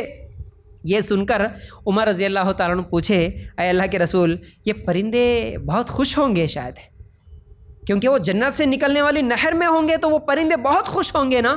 اللہ کے رسول صلی اللہ علیہ وسلم مسکراتے ہوئے بولے، اے عمر، تم پرندوں کی بات کرتے ہو کہ وہ خوش ہوں گے، بلکہ ان پرندوں کو کھانے والے اور بھی زیادہ خوش ہوں گے۔ اللہ کے رسول سمجھا رہے صحابہ کو، ان پرندوں کو کھانے والے کون ہوں گے جی؟ جنتی ہوں گے نا، جنتی ہوں گے، وہ اور بھی زیادہ خوش ہوں گے اے عمر۔ یہ اللہ کے رسول صلی اللہ علیہ وسلم سمجھا رہے۔ پھر اس کے بعد اللہ کے رسول صلی اللہ علیہ وسلم فرماتے ہیں، جو اس سے ایک گھونٹ پانی پیے گا پھر اسے کبھی پیاس نہیں لگے گی۔ ترمذی میں روایت ہے، حوض کوثر پہ جو بھی پانی پیے گا، ایک گھونٹ بھی اگر پانی پی لیں گے، قیامت کے دن اس گرمی سے بچیں گے۔ اس سے پہلے ہی میں سمجھایا، گرمی میں انسان کو دو چیزوں کی ضرورت پڑتی ہے، کیا؟ ایک چھاؤں کی اور دوسرا پانی کی۔ تو وہ پانی یہی ہے حوض کوثر کا، جو پانی ایک پیالہ جو انسان بھی پی لے گا، اب اس کو کوئی گرمی، کوئی پیاس، کوئی تکلیف نہیں ہوگی۔ اللہ کے رسول کے ہاتھوں سے وہ پانی پینے کو ملے گا۔ لیکن کس کو ملے گا؟ اللہ کے رسول صلی اللہ علیہ وسلم فرماتے ہیں، فقراء اور مہاجرین سب سے پہلے میرے حوض پر آئیں گے۔ کون آئیں گے جی؟ فقراء بولے تو کون؟ فقیر، غریب لوگ۔ کبھی غریبی پہ ٹینشن لینے کا نہیں، غریبی پہ پریشان ہونے کی ضرورت نہیں ہے۔ قیامت کے دن سب سے زیادہ فائدے میں غریب لوگ ہی ہوں گے۔ فقراء آئیں گے، مہاجرین آئیں گے سب سے پہلے حوض پر۔ اور اللہ کے رسول صلی اللہ علیہ وسلم آگے فرماتے ہیں، وہ لوگ جن کے پراگندہ سر ہوں گے، میلے کپڑے ہوں گے، ناز و نام میں پلنے والی عورتوں سے نکاح کی طاقت نہ رکھنے والے ہوں گے، اور ایسے کہ جن کے لیے حکام اور امراء کے دروازے نہیں کھولے جاتے تھے، وہ لوگ ہوں گے۔ ترمذی کی روایت۔ کیسے غریب جی؟ وہ جن کے سر ہمیشہ پراگندہ کا مطلب محنت مزدوری کرتے ہیں، سر ہمیشہ سجا کے سنوار کے نہیں رکھ سکتے۔ جتنے بھی مزدور لوگ ہیں بیچارے ہم دیکھتے ہیں باہر، ان کے سروں پہ ہمیشہ دھول مٹی پڑی ہوتی ہے، کیونکہ وہ محنت ہی کرتے ہیں۔ پھر اس کے علاوہ میلے کچیلے کپڑے ہوتے ہیں۔ اس کا مطلب یہ نہیں ہے کہ بھائی چلو سب کچھ ہوتے ہوئے بھی میلے کچلے کپڑوں کے ساتھ زندگی گزارو، نہیں، یعنی کیونکہ وہ لوگ محنت کرتے غریب لوگ ہیں، اس لیے ان کو بہت اچھے کپڑے پہننے کو نہیں ملتے۔ ایسے غریبوں کی صفت بتا رہے اللہ کے رسول صلی اللہ علیہ وسلم اس حدیث میں۔ پھر ناز و نام میں پلنے والی عورتوں سے ان کا نکاح نہیں ہو سکتا۔ امیر گھرانے کی لڑکی سے وہ جا کے اگر رشتہ پوچھے تو جوتے کھاتا، نہیں ملتی۔ ناز و نام میں پلنے والی امیر گھراں کے لڑکیوں سے ان کو نکاح نہیں ہو سکتا دنیا میں۔ وہ لوگ ایسے غریب لوگ ہوں گے، اور ان کے لیے حکام کے دروازے ہیں۔ حکام کے مطلب جو حاکم ہے وقت کا، جو بادشاہ ہے، امیر جو لوگ ہیں، بڑے لوگ، ذمہ دار امراء جو لوگ ہیں، ان کے گھروں میں ڈائریکٹ وہ نہیں جا سکتے۔ غریب آدمی ہے بھائی، اس سے ملتا ہوں میں، MLA سے بولے تو مل سکتے کیا؟ نہیں مل سکتے۔ وہی امیر آدمی جب چاہے جب فون کر کے مل لیتا ہے۔ تو ایسے غریب جو دنیا میں یہ کام نہیں کر سکتے، ایسے غریبوں کو اللہ کے رسول صلی اللہ علیہ وسلم کل قیامت کے دن سب سے پہلے وہ حوض کوثر سے پانی پلائیں گے۔ لیکن اسی حوض کوثر سے کچھ لوگ پانی پینے سے محروم ہو جائیں گے۔ کون لوگ ہوں گے وہ؟ اللہ کے رسول صلی اللہ علیہ وسلم فرماتے ہیں، کل قیامت کے دن کافر اور مشرکوں کو میں یوں ہٹاؤں گا جیسے اونٹوں کا مالک اونٹوں کو ہٹاتا ہے۔ قیامت کے دن میں پہچان لوں گا کچھ لوگوں کو، اس میں سے کافروں کو، مشرکوں کو میں خود ہٹاؤں گا۔ صحابہ پوچھے اللہ کے رسول کیسے پہچانیں گے جو مومن ہوں گے؟ کیونکہ ان کے ہاتھ اور ان کے پاؤں، ان کے چہرے قیامت کے دن چاند کی طرح چمک رہے ہوں گے مومنوں کے، ان کو، اور جو مشرک اور کافر ہے ان کو، کیونکہ ان کے چہرے نہیں چمک رہے ہوں گے، ان کو میں فرق کروں گا، ان کو میں ہٹاؤں گا۔ تو کافر اور مشرک کل قیامت کے دن اللہ کے رسول کے ہاتھوں سے جام کوثر نہیں پی سکتا۔ اور دوسرا، اللہ کے رسول صلی اللہ علیہ وسلم فرماتے ہیں، صحیح بخاری کی روایت ہے، جو دین سے الٹے پاؤں پھر گئے تھے ان لوگوں کو بھی حوض کوثر سے پانی پینا نصیب نہیں ہوگا۔ پہلے مسلمان تھی بچی، مسلمان گھر میں پیدا ہوئی، مسلمان کا نام رکھی، لیکن بعد میں کالج کو چلے گئی، جاب کرنے چلے گئی، کسی سے ملاقات ہو گئی، محبت ہو گئی، اس کے ساتھ شادی کر کے بھاگ گئی، اسلام کو بھی چھوڑ دی۔ تو یہ مرتد ہونے والی ہے۔ ایسی مرتد ہونے والوں کو بھی اللہ کے رسول صلی اللہ علیہ وسلم کے ہاتھوں سے جام کوثر پینا نصیب نہیں ہوگا۔ پھر اسی طرح اللہ کے رسول صلی اللہ علیہ وسلم فرماتے ہیں، صحیح بخاری کی روایت ہے، کل قیامت کے دن بدعتیوں کو بھی جام کوثر پینا نصیب نہیں ہوگا۔ بدعتی کون جی؟ اللہ کے رسول صلی اللہ علیہ وسلم کل قیامت کے دن حوض کوثر پر بیٹھیں گے، لوگ لائن لگا کر صفوں میں آ کے ٹھہریں گے، جیسے ابھی دیکھے ہوں گے آتے آتے بازو میں بھی لائن لگ کے ہے نا، زنیرا میں لائن لگ کے ہے، کس کی لائن جی؟ 26 روپے میں بریانی کی پیکٹ کی لائن ہے نا، ہاں یہاں پر آفر لگا تو لائن لگا۔ اللہ کے رسول صلی اللہ علیہ وسلم کل قیامت کے دن بھی حوض کوثر پر بیٹھیں گے تو ویسے ہی لائن لگے گا، اس میں ہم سب بھی ہوں گے اللہ نے چاہا تو۔ لیکن جب مسلمان سب کے سب جن کے چہرے چمک رہے ہوں گے، نمازی تھے، مسلمان تھے، وہ بھی ٹھہرے سب کے سب لائن میں، فرشتے آئیں گے درے لے کے مار مار کے مسلمانوں کو جو لائن میں ٹھہرے نا۔ دیکھو پہلے تو کافر اور مشرک الگ ہی ہو گئے، جو مرتد ہو گئے وہ تو الگ ہو گئے، اب لائن میں بچے کون؟ مسلمان، نماز پڑھے سو مسلمان جن کے چہرے چمک رہے وضو کی نشانیوں کی وجہ سے، پھر ان لوگوں کو بھی فرشتے آ کے مار مار کے ہٹائیں گے۔ اللہ کے رسول پوچھیں گے اے فرشتوں کیوں مار رہے ہو، کیوں ہٹا رہے ہیں؟ یہ تو مسلمان نظر آ رہے نا، یہ تو نماز پڑھے نا، ان کے چہرے چمک رہے نا۔ اس وقت اللہ کے رسول صلی اللہ علیہ وسلم سے فرشتے کہیں گے اے اللہ کے رسول آپ کو نہیں معلوم آپ کے انتقال کے بعد یہ لوگ دین میں نئے نئے اعمال، نئے نئے طریقے ثواب سمجھ کے شروع کر لیے، نئے نئے نام دے کر نئے نئے ثواب کے اعمال، نئے نئے طریقے شروع کر لیے، آپ کو نہیں معلوم، آپ نہیں بتائے سو کام بھی یہ لوگ ثواب سمجھ کے کرتے تھے۔ کیا سمجھ میں آیا؟ ہر وہ نیا کام جو ثواب سمجھ کے کیا جائے، اور وہ کام وہ عمل اللہ کے رسول اگر نہیں بتائے نہیں کرے تو وہ عمل کیا ہوگا؟ بدعت ہوگا، اور ایسے بدعت کرنے والے قیامت کے دن اللہ کے رسول کے ہاتھوں سے جام کوثر نہیں پئیں گے۔ اچھی طرح یاد رکھ لو اس حدیث کو، صحیح بخاری کی روایت ہے۔ اور دنیا میں جتنے بھی ثواب کا کام سمجھ کے کرنے والے، جتنے بھی نئے کام کرنے والے، ثواب ہی ہے نا مول صاحب کیا ہو رہا بول کے کرتے، آپ کر رہے ہیں نا، یہ کون سا رجب کے کنڈے فاتحہ اللہ کے رسول کرے، رجب کے کنڈے فاتحہ اللہ کے رسول دیے، اس کے بعد شروع ہوتا جگنے کی رات سے۔ کون سی جگنے کی رات جی؟ شب معراج، رمضان سے پہلے کیا ملتا معراج میں؟ جگہ تو ثواب ملتا، نفل نمازاں پڑھے تو ثواب ملتا، صلاۃ التسبیح خاص طور سے عورتاں پورے جماعت بنا کے آؤ جی فلاں جگہ باجی پڑھا رہے صلاۃ التسبیح نماز پڑھنا ہے، چلو شب معراج کو جاگیں گے صلاۃ التسبیح پڑھیں گے۔ شب معراج کے بعد اور کون سی رات؟ شب برات کی رات۔ اللہ کے رسول شب معراج کرے؟ پوچھو کسی بھی مولوی سے، شب برات اللہ کے رسول کا بھی منائے، کنڈے کرے، فاتحہ دیے، صلاۃ التسبیح کی جماعت کرائے اللہ کے رسول، لمبی لمبی دعائیں جی، لمبی لمبی دعائیں ہیں۔ پرسوں اجتماع ہوا ایک، لاکھوں کے لوگ آئے، لاکھوں کے لوگ آئے، بلانے والے کیا بلائے بھائی؟ 2 دن بیان ہوتا، تیسرے دن دعا ہوتی، بس کتنے گھنٹے گھنٹے دعا ہوتی، 2-3 گھنٹے دعا ہوتی، لمبی دعا کی مجلس میں۔ چلو ہمارے عورتیں رمضان میں ہاں دعا کہاں ہوتی، کہاں قرآن کا درس ہوتا، قرآن کا درس دی بعد میں، قرآن کے بعد لمبی دعا ہوتی، دعا کی مجلس۔ اللہ کے رسول کبھی دعا کی مجلس قائم کرے؟ اللہ کے رسول کبھی 1 گھنٹے 2 گھنٹے دعا کرے؟ پوچھو کسی سے بھی۔ یہاں پر کیا ہوگا؟ اللہ کے رسول آپ کو نہیں معلوم، آپ نہیں کرے سو کام لوگ ثواب سمجھ کے کر رہے تھے، آپ ان کو ہم بھگا رہے، بیچارے نماز بھی پڑھ کے گئے جی، چہرے چمک رہے جی ان کے وضو کی نشانیوں سے، لیکن کیا کرے؟ بدعت کرے، بدعت۔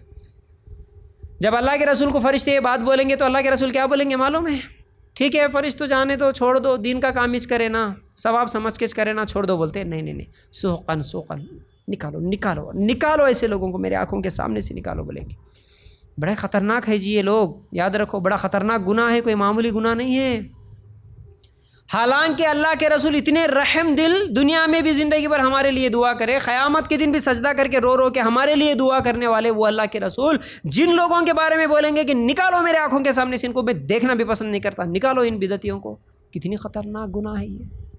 لوگ آج سمجھ رہے نہیں جی ثواب ملتا نہ کریں گے، چلو یہ دعا کی مجلس، وہ دعا کی مجلس، یہ فاتحہ، وہ درود، یہ کنڈے، یہ نماز، وہ نماز، نہیں۔ یاد رکھو، تحقیق کرو، ورنہ کل قیامت کے دن پچھتائیں گے۔ یاد رکھو، تحقیق کرو، سوچو سمجھو، ہر عمل کرنے سے پہلے اللہ کے رسول یہ کرے کیا، اللہ کے رسول کرنے کا حکم دیے کیا، نہیں کرے تو میں نہیں کروں گا، چاہے وہ کون سی بھی جماعت کا ہو، چاہے وہ کتنا بھی بڑا عالم ہو۔ یہ ارادے کے ساتھ آگے بڑھنا ہے۔ تو یہ بدعتی بھی کل قیامت کے دن حوض کوثر پہ نہیں آ سکتے، جام کوثر نہیں پی سکتے۔ پھر اس کے بعد کیا ہوگا؟ پل صراط۔ پل صراط کئی مرتبہ میں سمجھایا آپ کو پل صراط کے بارے میں۔ اللہ تعالیٰ سورہ حدید میں فرماتا ہے، 12، 13، 14 نکال کر دیکھو، پل صراط کے بارے میں تفصیل سے بیان ہے۔ تو حدیث میں بھی ہے، صحیح مسلم میں ہے، اللہ کے رسول صلی اللہ علیہ وسلم فرماتے ہیں پل صراط بال سے زیادہ باریک اور تلوار سے زیادہ تیز ہوگا۔ اور اللہ کے رسول صلی اللہ علیہ وسلم فرماتے ہیں فقراء اور مہاجرین سب سے پہلے پل صراط کو پار کریں گے۔ دیکھو غریبوں کی کتنی فضیلت ہے، پل صراط پار کرنے والے بھی سب سے پہلے غریب لوگ ہی ہوں گے، صحیح مسلم میں یہ روایت موجود ہے۔ پھر اسی طرح کچھ لوگ کل قیامت کے دن جو پل صراط پار کرنے والے ہیں وہ کیسے؟ کچھ لوگ پلک جھپکنے کے دیر میں پل صراط کو پار کریں گے، کچھ لوگ بجلی کی تیزی کے ساتھ، کچھ لوگ تیز ہوا کی طرح پار کر دیں گے، کچھ لوگ پرندوں کی تیزی کے ساتھ پار کریں گے، کچھ لوگ گھوڑوں کی تیزی کے ساتھ پل صراط کو پار کریں گے، کچھ لوگ اونٹوں کی رفتار کے مانند پار کریں گے، اور کچھ لوگ ٹھوکریں کھاتے ہوئے جہنم میں گریں گے اور اٹھیں گے اور گریں گے، کیونکہ ان کو اوپر سے کچھ ایسے سلاخ زنجیریں لٹکتی ہوئی ہوں گی، وہ آتے ہوئے ان کو اچک لے جائیں گے اور اس میں گرا دیں گے۔ اور یہ پل صراط کیا ہے؟ کئی مرتبہ میں سمجھایا، مثال دے کے بھی سمجھایا میں کئی مرتبہ۔ کیسے؟ یہاں قیامت کا میدان ہے، سمجھو، ادھر مثال دے رہا ہوں، صرف میرے لیفٹ سائڈ میں یہ پورا میدان ہے قیامت کا۔ یہاں پر حساب ہوا، کتاب ہوا، ترازو قائم ہوئی، اللہ تعالیٰ سوال کرا، اللہ تعالیٰ سرٹیفکیٹ دیا، اللہ تعالیٰ نام عمل، سب کچھ جو ہونا تھا ادھر ہو گیا میدان میں۔ اب اس کے فوراً بعد جہنم ہے، یہاں پر سمجھو کہ یہ جہنم ہے، جہنم کے اوپر سے پل لگا ہوا، پل بولتے کس کو؟ برج۔ برج ہے، نیچے جہنم ہے، اوپر برج بنا ہوا ہے، یہ برج جو ہے اسی کو پل صراط کہتے ہیں۔ یہ کیسا ہے؟ بال سے باریک ہے، تلوار سے تیز ہے۔ اب یہ نیچے جہنم، اوپر برج، جہنم اور یہ برج کو پار کریں گے تو کیا ہے؟ جنت ہے، ادھر جنت ہے۔ یہاں حساب کرنا، اس پل پہ چڑھنا اور پل پار کر کے جنت میں جانا ہوگا۔ اب اللہ تعالیٰ وہاں پر رزلٹ دے دیا، پہلے سرٹیفکیٹس دے دیا، کس کا کیا ہے، کس کا حساب کیا ہے، کس کو کتنے دن جنت میں جانا ہے، کتنے دنوں کے بعد جانا ہے، کس کو کتنے دن جہنم میں جلنا ہے۔ اب وہ جیسے ہی پل کے اوپر چڑھے، مومن ہیں، مواحد ہیں، گناہوں سے بچ کے ہیں، جنت کا سرٹیفکیٹ ملا، اللہ بجلی کی کڑک کی طرح پار کریں گا۔ بجلی جیسے آتی نا اتنی رفتار کے ساتھ، پلک جھپکنے کے دیر، جیسے ہی وہاں سے سرٹیفکیٹ لے کے نکلے، پل کے پاس آئے، یوں پلک جھپک کے کھولے کہ نہیں سیدھا جنت میں۔ فرشتوں سے پوچھیں گے اللہ ہم تو دنیا میں سنے تھے پل صراط بول کے، کہاں ہیں وہ؟ ارے پلک جھپکتے ہی تم پار کر کے آ گئے جی، تم کو محسوس بھی نہیں ہوا۔ کچھ لوگ گھوڑے کی رفتار، اونٹوں کی رفتار، کچھ لوگ دوڑتے ہوئے، چلتے ہوئے، کچھ لوگ تھوڑا سا پل پہ چڑھیں گے، اوپر سے زنجیر جو لٹکی ہوئی ہے وہ اچک لے گی، پکڑ کے جہنم میں پھینک دیں گی۔ کیوں؟ ٹھیک ہے کلمہ پڑھا تھا، جو کلمے کی حدیث یاد ہے نا، ایک کلمے کی وجہ سے 99 رجسٹر ہوں گے اس کے گناہوں کے، لیکن ایک کلمہ جو ہے وہ بھاری ہو جائے گا، اللہ اس کو جنت میں داخل کرے گا۔ لیکن کیسے کرے گا؟ اب سمجھو، صرف کلمہ ہے، باقی پورے گناہ ہے۔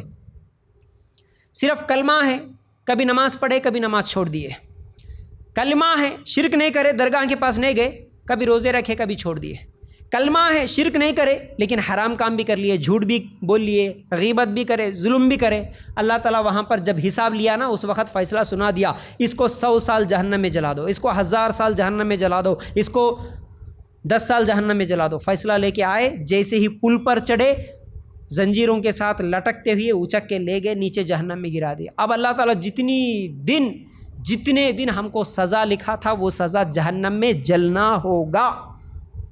اب جب وہ سزا مکمل ہوگی پھر چڑھیں گے پل پر، پھر ڈرتے ڈرتے ڈرتے چلتے چلتے چلتے پھر آئیں گے۔ ہو سکتا ہے ہمارے کسی اور گناہ کی وجہ سے اور کوئی آئے گا، اچک کے لے جائے گا، پھر جہنم میں ڈالے گا، پھر جلیں گے، پھر اٹھیں گے، پھر چلیں گے، پھر اچک کے جہنم میں پھینک دیے جائیں گے۔ اللہ کی مرضی ہمارے کتنے گناہ ہیں، کتنے سال اللہ تعالیٰ جہنم میں جلائے گا۔ ایک دن یہ سزا پوری مکمل کر کے جب نکلیں گے سیدھا پل پار کر کے جنت میں جانے کے لیے، یہ ہے پل صراط، اس کو بولتے پل صراط۔ صرف کلمہ پڑھ لینے سے جنت میں جائیں گے بول کے جتنی بھی حدیثیں سنتے نا، وہ ایسی سزا کاٹ کے ایک نہ ایک دن جائیں گے جنت میں۔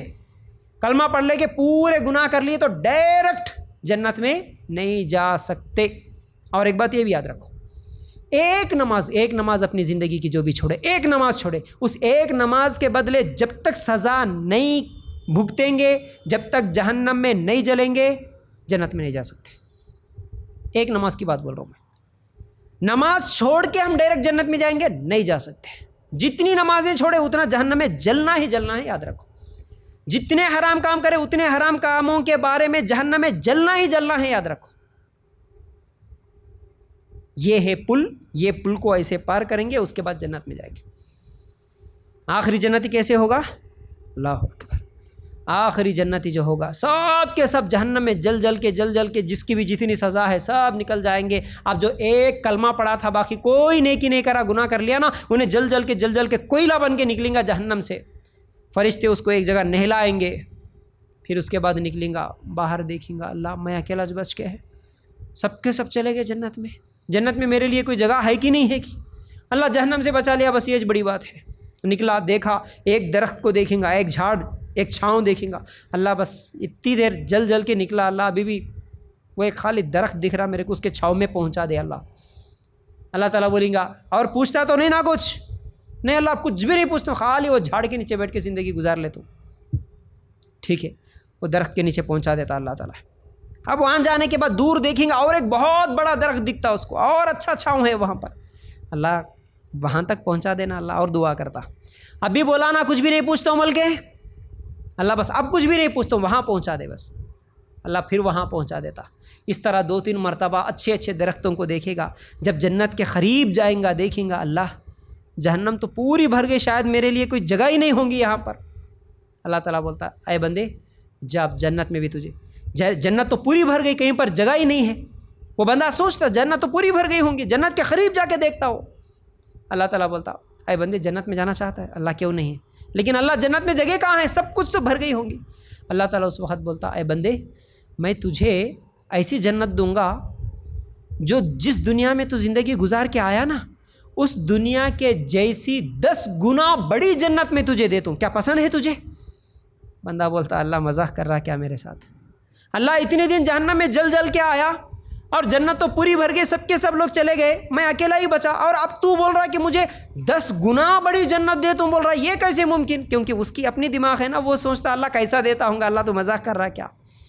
اللہ تعالیٰ بولتا نہیں میرے بندے مزاق نہیں کر رہا میں، تو جنت میں تجھے 10 گنا بڑی جنت دیتا ہوں، جا۔ دنیا سے 10 گنا بڑی جنت دے گا اللہ تعالیٰ، کس کو؟ آخری جنتی کو، آخری جنتی کو۔ جب ہم بھی چھوٹے تھے، بچپن میں تھے، جب یہ حدیث سنتے تھے تو ہم بھی خیال آتا تھا اللہ کیسا دیتا ہوں گا، دنیا ہی اتنی بڑی نظر آ رہی ہے ہم کو، اس جیسی 10 گنا بڑی جنت آخری جنتی کو دے گا تو پہلے جنتی کو کتنی بڑی دیتا ہوں گا، دوسرے تیسرے ایک کے بعد ایک نیکیاں جتنی بھی کرنے والے ان کو کتنی بڑی جنت دیتا ہوں گا، کہاں ہے؟ لیکن آج سائنس ترقی کری، آج اگر آپ دیکھیں گے نا دنیا میں جو ستارے ہم کو نظر آ رہے ہیں نا آسمان کے نیچے، جیسے سورج ہے بڑا ستارہ ہے نا، زمین سے بھی بڑا، آپ سوچ کے دیکھو کبھی زمین سے کتنا بڑا ہے سورج، معلوم ہے آپ کو؟ دیکھنے میں صرف اتنا دکھتا، شام کے وقت خالی ایسا آنکھیں ہاتھ رکھ کے دیکھے تو اتنا دکھتا، ہاتھ کے اتنا دکھتا، ایک برتن کی اتنا سائز اس کا ہے۔ لیکن ہم دنیا میں رہ کے دیکھ رہے زمین، ارے زمین اتنی بڑی ہے جی، زمین کے مقابلے میں سورج اتنا دکھ رہا، لیکن معلوم ہے سورج کتنا بڑا ہے زمین کے مقابلے میں؟ ایسی زمین جو ابھی جس زمین پہ ہم ہیں نا، ایسی 13 لاکھ زمینوں کو ایک جگہ جمع کرے تو ایک سورج بنتا، سائنس بول رہی ہے آج۔ ایسے زمینوں کو ایک نہیں، 2 نہیں، 1000 نہیں جی، 13 لاکھ زمینوں کو جمع کرے تو کتنا بڑا بنتا حصہ، اتنا بڑا خالی ایک سورج ہے جو ہم کو نظر آ رہا، اور وہ سورج سے بھی بڑے بڑے ستارے ہیں، بلکہ آسمان میں جتنے ستارے ہیں آج تک کوئی سائنسدان گن نہیں سکا، کاؤنٹ نہیں کر سکا کہ کتنے ہیں، نہیں معلوم کسی کو۔ اگر اس کائنات کے بارے میں بولوں تو میں کیا بولوں، آج تک سائنسدانوں کے پاس وہ مشینیں ہی نہیں آئی آج تک کہ کون سا ستارہ کتنا بڑا ہے ہم کاؤنٹ کر سکے۔ کیا اللہ تعالیٰ کے لیے مشکل ہے آخری جنتی کے لیے یہ دنیا سے 10 گنا بڑی جنت دینا مشکل ہے کوئی؟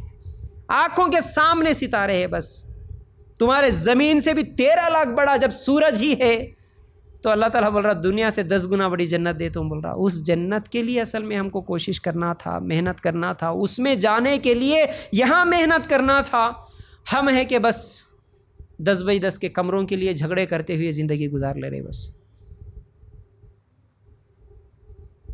اس دنیا کے چھوٹے سے گھر کے لیے ہم لوگ حلال حرام کی تمیز چھوڑ کے، اللہ کو ناراض کر کے، اسلام سے دور بھاگتے ہوئے کیا کیا گناہ کر رہے ہیں.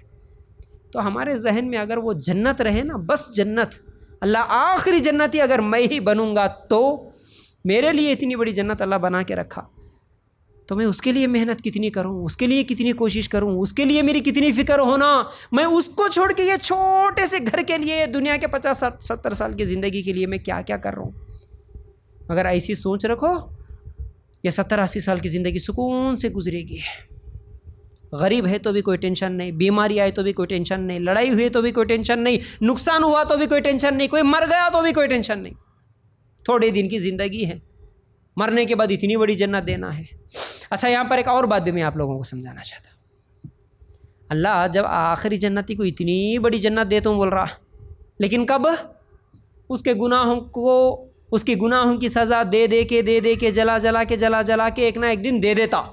اس کا مطلب کلمہ پڑھ لیے تو ایک نہ ایک دن جنت تو پکا ہے، گارنٹی ہے. اگر شرک نہیں کر کے مرے تو ہم کلمہ پڑھ لیے نا جی، چلو اب دنیا میں بھی تھوڑے گناہ کر لیں گے، انجوائے کر لیں گے، مزے کر لیں گے، جلا کے اللہ ایک دن دیتا سنا اتنی بڑی جنت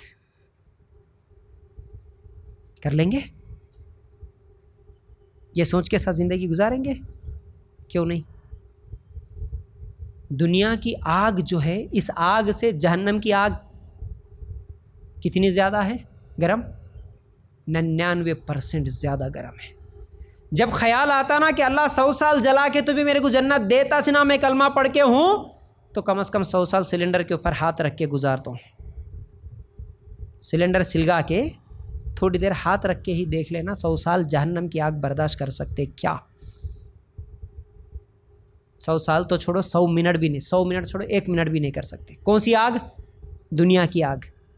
سلنڈر سلگا کے ہاتھ کو جلا کے دیکھنا، 1 منٹ برداشت کر سکتے کیا؟ 1 منٹ دنیا کی آگ برداشت نہیں ہوتی جی. نمازیں چھوڑ کے، حرام کام کر کے، گناہ کر کے، چغلیاں کر کے، ظلم کر کے، زیادتیاں کر کے جہنم کی آگ 100 سال برداشت کریں گے؟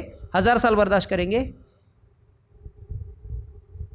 اللہ سے دعا کرتے رہنا، اللہ بغیر حساب کتاب کے جنت الفردوس میں جگہ عطا فرما. اللہ پلک جھپکتے ہی پل صراط کو آسان کروا دے. یہ کوشش ہونا، یہ دعا ہونا، تب جا کے سیف ہے، ورنہ بڑی خطرناک زندگی ہے. یاد رکھو، برداشت نہیں کر سکتے. تو جب پل پار کر کے لوگ چلے جائیں گے، اللہ تعالیٰ کیا کہتا ہے؟ موت کو مینڈے کی شکل میں اللہ تعالیٰ ذبح کر دے گا. ترمذی میں یہ حدیث موجود ہے. جب پورے آخری جنتی جنت میں چلے گیا، جہنمی جہنم میں جل رہے، جنت اور جہنم کے درمیان اللہ تعالیٰ مینڈھے کو رکھے گا، مینڈھے کو ذبح کرے گا. وہ مینڈھا کیا ہوگا؟ تمام جنتیوں اور جہنمیوں کی موت ہوگی. اللہ تعالیٰ جب موت کو ہی ذبح کر دے گا تو اب نہ جنتی کو موت آئے گی، نہ جہنمی کو موت آئے گی. جنتی جنت سے نہیں نکالا جا سکتا، جہنمی جہنم سے نہیں نکالا جا سکتا. اللہ تعالیٰ موت کو ہی ذبح کر دے گا. اب ایک مسئلہ بچا ہے. اب دیکھو، جنتی ہمیشہ خوشی سے جنت میں، اور جہنمی ہمیشہ جلتے ہوئے ہوں گے. لیکن جنت اور جہنم کے علاوہ بھی کچھ لوگ ہوں گے. وہ کون ہوں گے؟ آراف والے. کون جی؟ وہ آراف والے.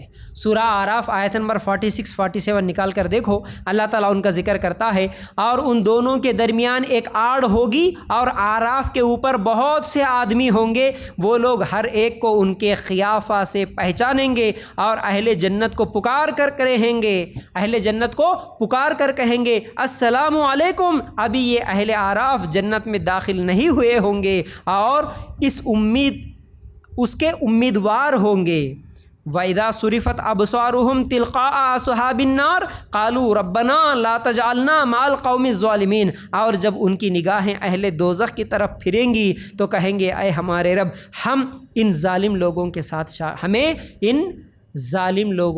ساتھ شامل نہ کرنا. جنتیوں کو دیکھیں گے تو کیا بولیں گے؟ السلام علیکم. امید کیا ہوگی؟ ایک نہ ایک دن جنت میں جاتے ہوں گے، یہ امید بھی ہوں گی. جہنم والوں کو دیکھیں گے تو کہیں گے، دعا کریں گے اللہ ہمیں جہنم سے بچا لے. تو یہ آراف والے کون ہوں گے؟ جن کے نیکیاں اور جن کے گناہ برابر ہوں گے. اسی لیے حدیث میں کیا آتا؟ ایک نیکی کی وجہ سے جنت ملے گی، ایک نیکی کی وجہ سے جہنم میں جائیں گے۔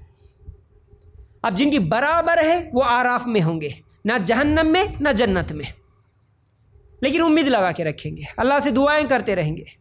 پتہ نہیں کتنے ہزار سال ہوگا، اللہ تعالیٰ ایک دن رحم کرے گا، اپنی رحمت سے ان کو جنت میں داخل کرے گا، وہ جہنم میں تو نہیں جائیں گے۔ یہ آراف والے ہیں، ان کا ذکر بھی اللہ تعالیٰ کرتا ہے۔ بہرحال یہ تھا قیامت کا تفصیلی بیان جو کہ ہم لوگ پچھلے 3 ہفتوں سے سنتے آ رہے تھے۔ امید کرتا ہوں باتیں سمجھ میں آ گئی ہوں گی۔ اللہ تعالیٰ سے دعا ہے کہ اللہ ہمیں کہنے سننے سے زیادہ عمل کرنے کی توفیق عطا فرما۔